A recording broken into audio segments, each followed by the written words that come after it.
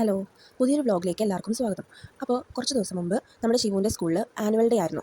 2 ദിവസമായിട്ടാണ് annual day നടന്നുകൊണ്ടിരിക്കുന്നത്. അപ്പോൾ അതിൽ ചെറിയ കുട്ടികളുടെ ആനുവൽ ഡേ കാണാനാണ് നമ്മളിപ്പോൾ പോകുന്നത്. ഇതിപ്പോൾ ശിവുവിൻ്റെ ഫ്രണ്ട് അന്വയും കൂടി എന്തൊക്കെയോ ചർച്ച ചെയ്തുകൊണ്ടിരിക്കുകയാണ്. അവർക്ക് തന്നെ അറിഞ്ഞൂടാ എന്താണ് ചർച്ച ചെയ്യുന്നതെന്ന്, എന്തിനെക്കുറിച്ച് അവർ ചർച്ച ചെയ്യും. അങ്ങനെയാണ്. അങ്ങനെ നമ്മളൊരു ഊബർ ഓട്ടോ ഒക്കെ എടുത്ത് എരൂര് പോകുകയാണ്. എരൂർ ഭവൻസിലാണ് ഇവർ രണ്ടുപേരും പഠിക്കുന്നത്. എരൂർ നല്ല ഒരു എന്താ പറയുക, കുറച്ചൊരു ഗ്രാമപ്രദേശം പോലെയുള്ളൊരു സ്ഥലമാണ്. നമ്മുടെ എറണാകുളം പോലെ ഭയങ്കര തിക്കും തിരക്കുള്ള സ്ഥലമൊന്നുമല്ല. അപ്പോൾ ഓട്ടോയിലൊക്കെ പോകുമ്പോൾ ഇരുന്ന് കാണാനൊക്കെ നല്ല രസമാണ്. എനിക്കിഷ്ടമാണ് ഇങ്ങനെയൊക്കെ പോകുന്നത്. അങ്ങനെ ഞങ്ങൾ സ്കൂളിൽ എത്തിക്കഴിഞ്ഞപ്പോൾ ശ്രീ പാർവതിയുടെ ഡാൻസ് നടക്കുമായിരുന്നു. പാറുക്കുട്ടി എന്ന് നമ്മൾ വിളിക്കും. ശ്രീ പാർവതി ശിവുവിൻ്റെ ഫ്രണ്ടാണ്. അപ്പോൾ അവർ കർഷകരായിട്ടുള്ള വേഷത്തിലായിരുന്നു ഡാൻസൊക്കെ.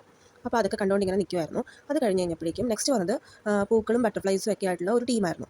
അവരുടെ ഡാൻസ് നല്ല രസമായിരുന്നു കാണാനായിട്ട്. ഭയങ്കര കളർഫുള്ളായിരുന്നു അവരുടെ കാണാനായിട്ട്. അവർ നന്നായിട്ട് ചെയ്യുന്നുണ്ടായിരുന്നു. നല്ല സിംഗിളൊക്കെ നന്നായിട്ട് ചെയ്യുന്നുണ്ടായിരുന്നു. അവരുടെ ഇത് കഴിഞ്ഞ് കഴിഞ്ഞപ്പോഴേക്കും നെക്സ്റ്റ് വന്നത് ബീസിൻ്റെയാണ്. ഹണി ബീസിൻ്റെ ഒരു ഡാൻസ് ആയിരുന്നു. ഹണി ബീസിൻ്റെ ബാക്ക്ഗ്രൗണ്ടിൽ കാണിച്ചുകൊണ്ടിരുന്ന വിഷ്വൽസ് നല്ല രസമുണ്ടായിരുന്നു കാണാനായിട്ട്. നല്ല ക്യൂട്ടായിരുന്നു. അതുപോലെ തന്നെ കുട്ടികൾക്ക് ഇട്ടിരുന്ന ഡ്രസ്സും നല്ല ക്യൂട്ടായിരുന്നു. അവരുടെ ഹെയർ ബാൻഡ് ഒക്കെ കാണാനായിട്ട് നല്ല ക്യൂട്ടായിട്ടുണ്ടായിരുന്നു. അതെല്ലാം കഴിഞ്ഞ് കഴിഞ്ഞപ്പോഴേക്കും നെക്സ്റ്റ് വന്നത് ബേർഡ്സ് ആയിരുന്നു. ബേർഡ്സായിട്ട് ബേർഡ്സിന് പല പല കളേഴ്സ് അല്ലേ, അതുപോലെ പല പല കളേഴ്സിലായിരുന്നു കുട്ടികളെ ഡ്രസ്സ് ചെയ്തിരുന്നത്. അതിൽ ബ്ലാക്ക് ആൻഡ് റെഡ് ഇട്ടിട്ട് വന്നിട്ട് നിന്നിരുന്ന ഒരു കുട്ടി നന്നായിട്ട് ചെയ്യുന്നുണ്ടായിരുന്നു.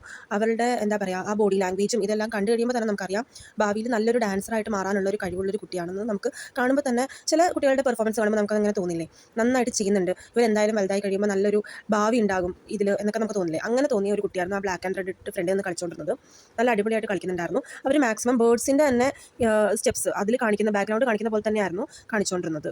അത് എങ്ങനെയൊക്കെ പഠിപ്പിച്ചു എന്ന് എനിക്കറിയില്ല കേട്ടോ, ഭയങ്കര സിംഗായിരുന്നു.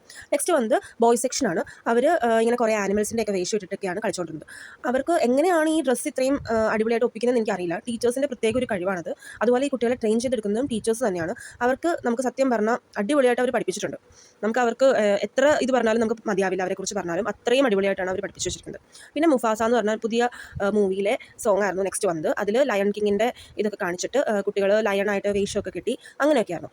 ഇത്തവണ ഇവരുടെ സ്കൂളിലെ ഇതിൻ്റെ ആനുവൽ ഡേയുടെ ഒരു തീം എന്ന് പറയുന്നത് ജംഗിൾ തീമായിരുന്നു. അപ്പോൾ ജംഗിൾ എന്ന് പറയുമ്പോഴേക്കും ഫസ്റ്റ് ജംഗിളിലുള്ളവരുടെയൊക്കെ കാണിച്ച്, അതായത് ആനിമൽസിൻ്റെ എല്ലാം കാണിച്ച് കഴിഞ്ഞപ്പോഴേക്കും നെക്സ്റ്റ് അവർ ട്രൈബ്സിലോട്ട് പോയി. എന്ന് വെച്ചാൽ ജംഗിളുടെ നെക്സ്റ്റ് അവകാശികൾ എന്ന് പറയുന്ന ട്രൈബ്സ് ആണല്ലോ. അപ്പോൾ അവരുടെ സോങ് ആണ് ഈ കാണിച്ചുകൊണ്ടിരിക്കുന്നത്. ബാക്ക്ഗ്രൗണ്ട് നമ്മുടെ വർലി പെയിൻറ്റിങ് പോലെ തന്നെ ഒക്കെ വരുന്ന കുറേ കളർഫുൾ ആയിട്ടുള്ള പെയിൻറ്റിങ്, ആഫ്രിക്കൻ അങ്ങനത്തെ ഒക്കെ ആയിരുന്നു കാണിച്ചുകൊണ്ടിരുന്നത്. പിന്നെ കുട്ടികൾ നന്നായിട്ട് ചെയ്യുന്നുണ്ടായിരുന്നു, സിംഗിൾ നന്നായിട്ട് അവരും ചെയ്യുന്നുണ്ടായിരുന്നു. അവരുടെ ഡ്രസ്സിങ്ങും കാണാൻ നല്ല രസമുണ്ടായിരുന്നു.